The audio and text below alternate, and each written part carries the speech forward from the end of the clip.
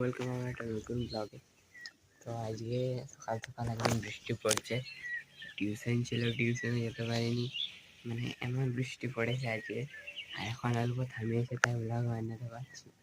হ্যাঁ, নাহলে দেখো একবার দেখো, চারিদিকে শুধু বৃষ্টির একদম ভেজা ভেজা। এবার ছাদটা দেখো, একদম পুরো বৃষ্টি পড়েছে।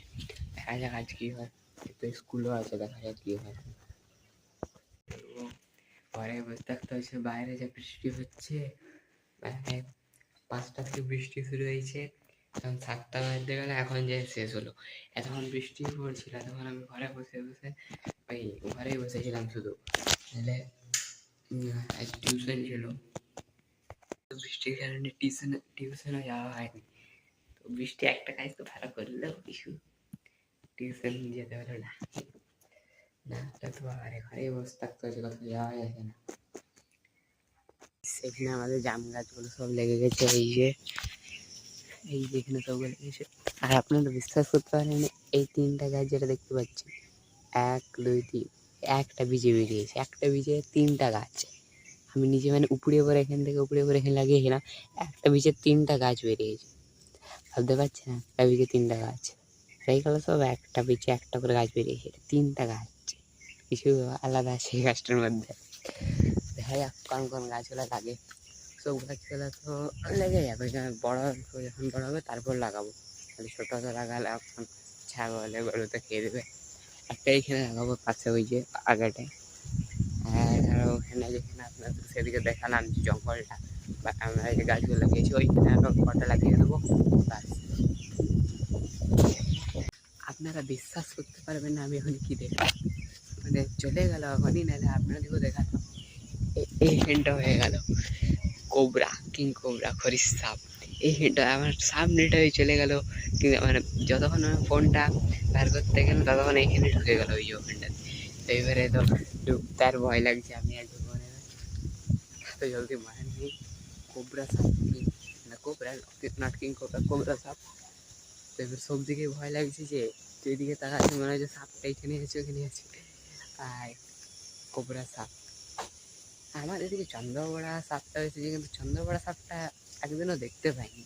এই কোবরা সাপ অনেক আছে, খরিস সাপ আমাদের এদিকে অনেক আছে। হালকা বৃষ্টি নামাচ্ছে, 8টা বাজছে, প্রায় হালকা হালকা বৃষ্টি পড়ছে। কিন্তু স্কুল যাওয়ার পর্যন্ত বৃষ্টি ছাড়িয়ে যাবে যতটা মনে হয়। তো সাপটা দেখে পরে আমার এখনও ভয় লাগছে, যে এই সাইডে দেখা আছে তো মনে হচ্ছে সাপ আছে, এদিকে দেখা আছে তো মনে হচ্ছে সাপ আছে।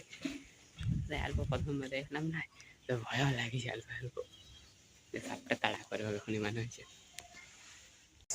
ব্রেকফাস্ট করার জন্য এই যে আজকে হয়েছে আমার ভাত, সেটাই খাওয়া যাক আজকে। এই যে তো চলুন এটা বানিয়ে নিই, তারপরে আপনার সাথে দেখা হচ্ছে। খাওয়া দাওয়া হয়ে গেছে, তারপরে স্নান করলে, তারপর স্নান করার পর আপনার সাথে দেখা হচ্ছে। তারপরে স্কুলে জামা প্যান্ট পরে নিই, তারপর যাওয়া যাবে স্কুল। স্কুল জামা পরে পরে আপনার সাথে দেখা হচ্ছে। রেডি হয়ে গেছি স্কুলের জন্য, এবারে স্কুল যেতে হবে। তো স্কুল থেকে এসে আপনার সাথে ডাইরেক্ট দেখা হচ্ছে। স্কুল যাওয়ার আগে আপনাদেরকে টিফিনটা আগে দিয়েছি। কি টিফিন করেছে মা? আলু ভাজা, পরোটা আছে, আর এটা হলো মিষ্টি। তো আজকে এটাই হবে টিফিন। স্কুলে আর কি দেওয়া যাবে, স্কুলে তো 9 থেকে আর মিড ডে মিলও দেয় না, নাহলে ওটাই খেলতাম।